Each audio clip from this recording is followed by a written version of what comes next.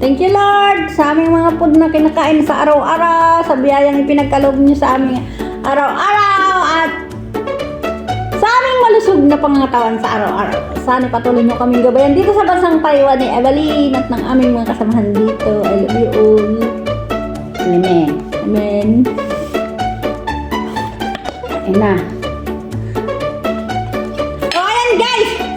Ang sarap ng nilaga ko. Ayan, nilagang isda, oh. Gusto mo to? Kasi matamis-tamis to, gawa ng kamote.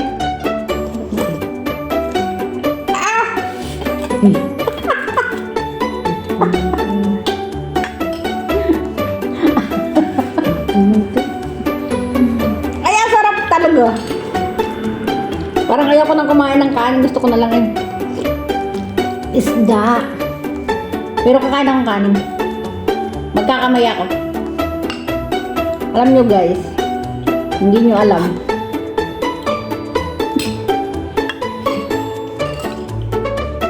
Yung aking namatay na asawa guys, hindi siya kumakain ng, halimbawa nagsinagang ka ng isda, hindi siya pwedeng walang prito. Kaya ayun, hanggang ngayon na ano ko, pag may sinigang na isda ay kailangan may prito. Ganon din guys, pag may sinigang kang baboy, kailangan may prito. Ganon kalupit yung namatay kong asawa. Social masyado. O ayan, kain na tayo guys. Sinabi ko lang sa inyo yung totoo at yung katotohanan talaga. Tikim. Asim. Asim. Naghina na ako ha. Maala ka dyan. Pero ang sarap guys ng aming pagkain ngayon.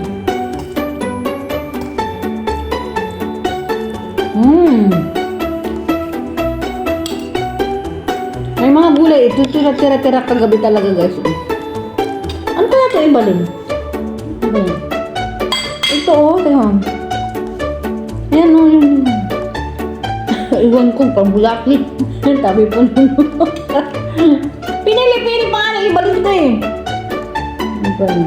Ay, di ba kayo ka? Sarap. Ang lasa. Nakakaha. Masarap.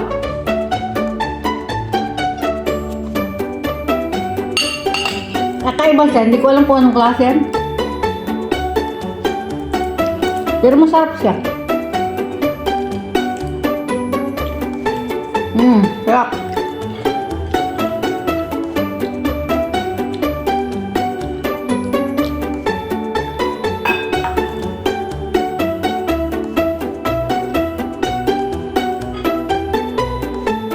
Unahin ko muna kainin itong pritong isda. Saka yung nilaga. Pero ubusin ko talaga siya ngayon. Promise.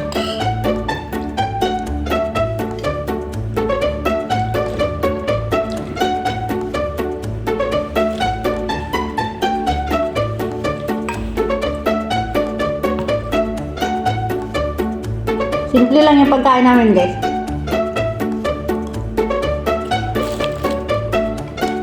Nagulay pa kagabi yun.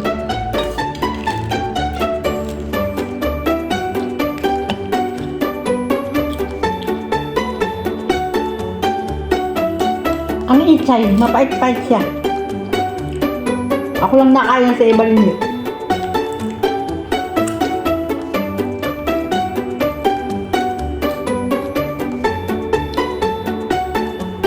Iba rin kasi talaga guys, hindi kumakain ng gulay. Social talaga.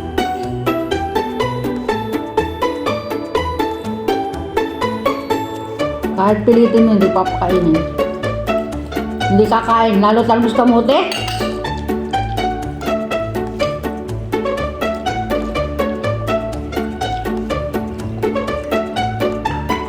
Kasi gaya nung maliit pa siya, walang talbos kamote daw sa kanila. No? Kaya nalimutan niya na yung kamote.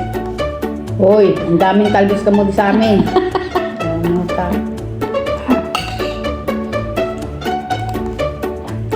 Takot ako sa ano. Takot ako sa iba rin sa tinik ko. Grabe. Ano na banggit ako? Anong gagawin mo? Iba rin pag natinik ako. Pukpukin ko yung likod mo. Kahit nga pukpukin Suntukin mo, hindi nga lalabas yung tinik. Anong gagawin mo talaga pag naiyak na ako gawa ng tinik? Dukutin ko yung alang-alang mo. Grabe ka, nakakatakot talaga yung tinik ko, di ba? Ingay-ingay ko, nakain.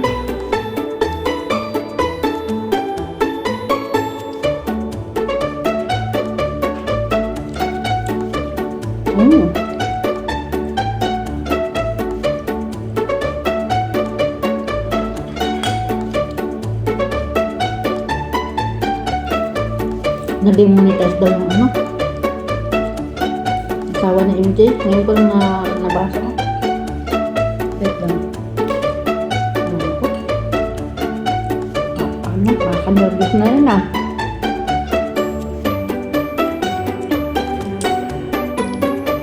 Dami na din ito. Nakaka-nervous ah. Kailangan alagaan ko yung channel namin, Kabartod.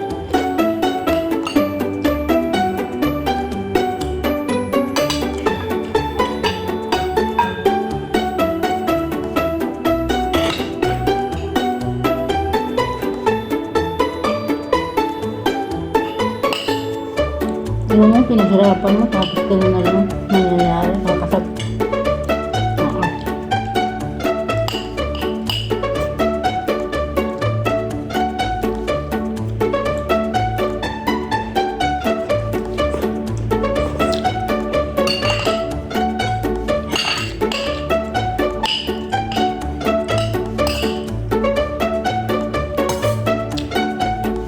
Wala ba eh? Nauma. Maubos mo iyo. Bagay dito. Inuna mo lang nilaga. Ako inuna ko naman ng prito.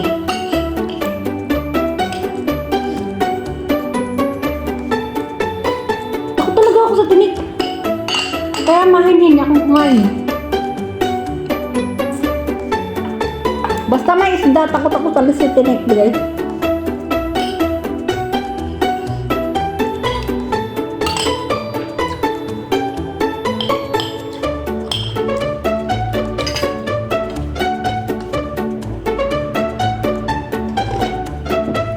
Ito pa. Sagana yan sa gulay. Hindi lang yung cabbage sa gulay niya. May kutsay pa yan. Nilagyan ko pa yan ng kutsay. Yung katawan ng kutsay. Mahal ngayon ng ano?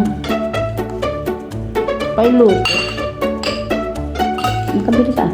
Oo nga, pero mahal nga. Diba ang farming hindi na bawasan? Mamaya ka ngayon. Alam mo po, kakaba na ko yan ito. Yung dapat lalay kanin. Bakit? Merienda mo kahapon, kanin pa rin? Isang bread.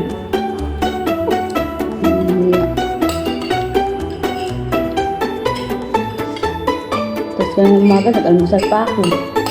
Kanin. Titirahan ko na guys to. Ay, kasi ubos na yung prito ko. Titirahan ko na yung nilagang isda. Almusal mo kanina sa kanin na tinapay.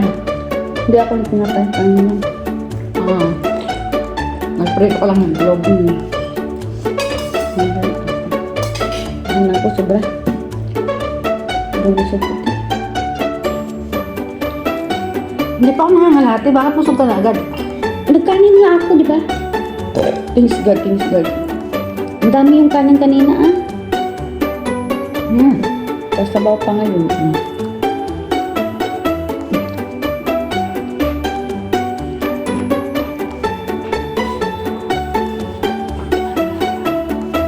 Ano ko iwan?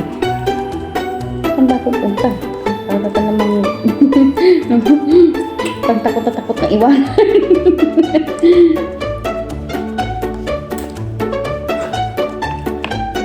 Ang dami yung halos walang bawas. Eh, tapos na agad sa ibalan. Thank you, Lord. Takot talaga ako sa tinika. Oh. Ang dugit mo kumain. Tinatago ko nga. Tinatago ko nga parang hindi makita doon sa harap oh. Parang manok na kinalkal lang eh. Na mga laman, nasa tabi lang. Bahala ka na, kain ako. Kain tayo guys, ang sarap. Sarap.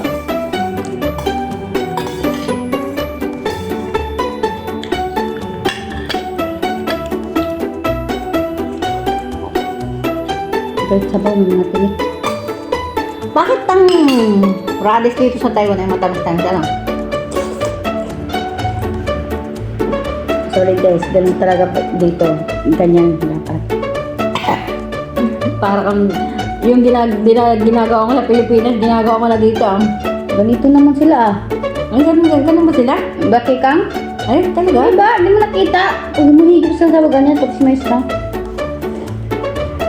Social lang sa kanila kasi maliit ang ano lang sa atin. Rin pa yun, ano? Yung atin kasi parang sa atin to, kainan ng aso eh. Dito tao eh.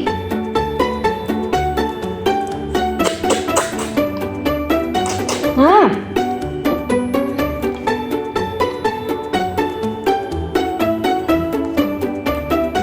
Parang ang sabaw nila, yun lang ang tubig nila. Sa atin, naalala ko, kahit marami ka lang inom sabaw, inom ka ng tubig, inom ka ng tubig, painumin talaga tayo ng magulang natin yung tubig, no? Bakit itong mga tao, hindi uso uminom ng tubig, sabaw Oo. lang. Nabubuhay naman. O sa atin, pinapainom pa tayo ng tubig. Ibusog na nga tayo sa sabaw. Oo, guys. Dito hindi mo yun ng tubig ng mga kasama ko, mga Taiwanese.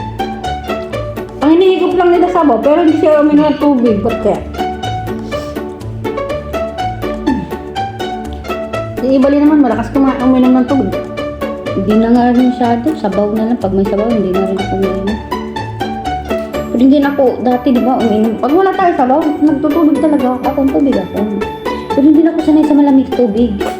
Parang iba na ang panglasa ko. Parang dati sarap ako sa malamig kasi may lasa ba. Nasasabi mo lang yan kasi taglamig. Pero pag nagtag-init na naman, nakikita ko na naman yung... Kasi parang nasanay na ako maligam-gam eh.